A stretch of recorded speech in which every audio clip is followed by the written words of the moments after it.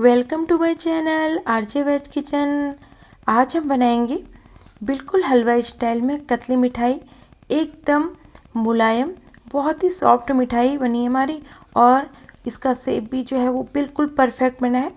इसके शेप को हम कैसे देंगे वो भी मैं आपको बताऊंगी और इसे बना के आप 15 से 20 दिन के लिए रख सकते हैं। दिवाली के लिए अभी से बना के रख लीजिए, बहुत ही टेस्टी बनती है। बहुत कम खर्चे में बनने वाली मिठाई है, बस 2 ही इंग्रेडिएंट्स हमारे इस पे लगेंगे। चलिए रेसिपी स्टार्ट करते हैं। एक कढ़ाई ले लेंगे, उसमें 2 कप डाल देंगे मूंगफली। मूंगफली को हमें हल्की आंच पे रोस्ट करना है। तब तक रोस्ट करना है जब तक ये अच्छे से भुन ना जाए, लेकिन इसकी छिक्कलों को और मूंगफली को हमें जलाना नहीं है, नहीं तो इसका कलर कतली में अच्छा नहीं आएगा। अब इस तरीके से कपड़े में रख के इस तरीके से इसे मसल लेंगे, अच्छे से मसल लेंगे इसे। और ऐसा करने से इसके सारे छिक्कल बहुत आसानी से निकल जाएंगे।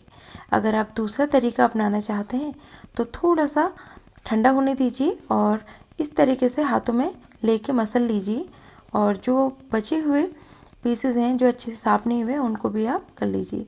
और एक छलनी लीजिए इस तरह की, इस तरीके से छान के सारी मूंगफली को अलग कर लीजिए। अब इसे हम ग्राइंडर में पीसेंगे, लेकिन पीसते टाइम हमें ध्यान देना है कि हमें इसे पल्स मोड पे पीसना है, बंद चालू करते हुए।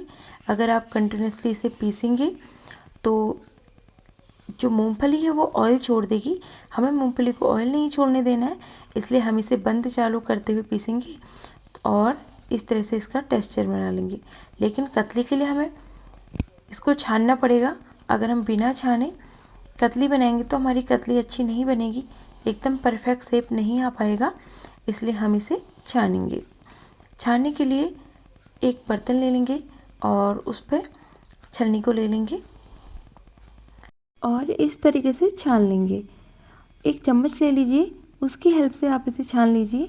अगर आपकी छलनी पतली है तो आप इस तरीके से चम्मच की हेल्प से छान सकते हैं, लेकिन अगर मोटी छलनी है तो आपकी नॉर्मल छन जाएगी। मेरे पास पतली छलनी है तो मुझे चम्मच की मदद लेनी पड़ रही है। देखिए इस टेक्सचर में हमें चाहिए इसका पाउडर। तो हमारा यहाँ पर तैयार हो गया। अब मैं इसमें डाल रही हूँ 2 चम्मच मिल्क पाउडर। मिल्क पाउडर बिल्कुल ऑप्शनल है, मैंने इसलिए डाला है ताकि इससे बहुत अच्छा टेस्ट आए। नहीं भी डालेंगे तो भी हमारी कतली परफेक्ट बनेगी। अब गैस पे कढ़ाई को रख देंगे और उस पर 1 कप चीनी डाल देंगे और डाल देंगे आधा कप पानी। जितनी आप चीनी लेंगे उसका आधा आपको पानी डालना है। हम इसकी एक चाशनी बनाएंगे। हमें इसकी 1 तार 2 तार चाशनी नहीं बनानी है, थोड़ी सी नॉर्मल चिपचिपी चाशनी बनानी है। ध्यान रखने वाली बात यह है कि मूंगफली का आधा आपको चीनी लेनी है। अगर आप ज़्यादा चीनी पसंद करते हैं तो थोड़ी और ऐड कर सकते हैं, लेकिन उसकी आधी परफेक्ट रहती है। चाशनी हमारी बन चुकी है, देखिए हल्की चिपचिपी हो गई है। अब गैस की फ्लेम को ऑफ कर देंगे और इसमें हम डाल देंगे मूंगफली के पाउडर को। गैस की फ्लेम ऑफ हमें इसलिए करनी है ताकि हमें मूंगफली मिक्स करने के लिए बहुत अच्छे से टाइम मिल जाए।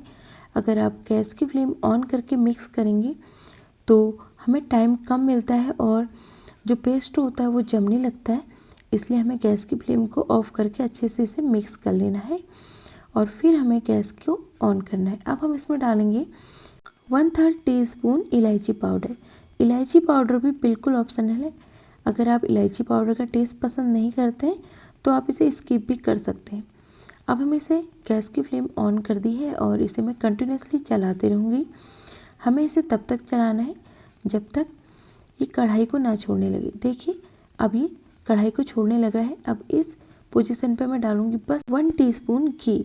बस इतना ही हमें इसमें घी डालना है। ये घी भी हम इसलिए डालते हैं क्योंकि जब हम कतली बनाते हैं ना तो उसमें बहुत अच्छा इससे टेक्सचर आता है। अब इस तरीके से थोड़ा सा ले लीजिए और देखिए कि ये इकट्ठा हो रहा है कि नहीं। इकट्ठा हो रहा है, इसका मतलब है कि कतली बनाने के लिए परफेक्ट है। 5 मिनट मैंने इस मिक्सचर को छोड़ दिया था थोड़ा सा ठंडा होने के लिए। अब एक साफ पॉलीथीन शीट लेके मैं उसमें इस तरीके से सारा मिक्सचर डाल दूंगी। जो मैंने यहाँ पर पॉलीथीन ली है वो फूड ग्रेड पॉली बैग है। आप कभी भी कोई पॉलीथीन का यूज़ करते हैं तो आप फूड ग्रेड पॉली बैग ही लीजिए, क्योंकि वो बिल्कुल साफ़ होती है और हमारे खाने को ख़राब नहीं करती है। अब इस तरीके से पॉलीथीन की मदद से हम इसको डो के रूप में कन्वर्ट कर लेंगे। इस तरीके से मसल लेंगे। जैसे जैसे हम इसे मसलते रहेंगे वैसे वैसे इसमें शाइनिंग आने लगेगी और ये सॉफ्ट होने लगेगा। देखिए इसमें काफ़ी हद तक शाइनिंग आ चुकी है और ये बहुत ही सॉफ्ट हो चुका है। इस तरीके से आपको 2 से 3 मिनट इसे करना है। ये बिल्कुल परफेक्ट अपने टेक्सचर में आ जाएगा। बस इतना ही हमें इसे मसलना है। अब आती है इसको शेप देने की बारी। शेप देने के लिए इस तरीके से इसके कॉर्नर को फ्लैट कर लेंगे पॉलीथीन को पलटते हुए। इससे जो शेप है वो परफेक्ट आ जाएगा और आपकी कतली जो है वो ज़्यादा आइट साइड से वेस्ट नहीं होगी। इस तरीके से शेप दे देंगे पॉलीथीन को फोल्ड करते हुए। बहुत अच्छा शेप आ जाता है ऐसे। अगर आप ऐसे करेंगे तो परफेक्ट शेप नहीं आ पाता है। इस तरीके से करेंगे तो एकदम परफेक्ट शेप आता है। देखिए परफेक्ट शेप आ चुका है। अब इसके ऊपर एक दूसरी फूड ग्रेड पॉली बैग रखेंगे। अगर आप बटर पेपर रखना चाहें तो आप बटर पेपर भी रख सकते हैं, लेकिन बटर पेपर में थोड़ा सा घी लगा लीजिए ताकि बटर पेपर इस पर चिपके नहीं, क्योंकि अभी जो डो है वो चिपचिपा है। मैं यहाँ पर फूड ग्रेड पॉली बैग ही यूज़ कर रही हूँ और मैं अब इसको इस तरीके से बेल लूँगी। बिल्कुल बराबर सारी तरह से हमें इसे बेल लेना है और बहुत ज़्यादा पतला इसको ना करें। मैंने थोड़ा सा मोटा रखा है। वैसे जो कतली होती है वो थोड़ी सी पतली बनती है, लेकिन हम इसे घर में बना रहे हैं ना, ये मार्केट की तो नहीं है।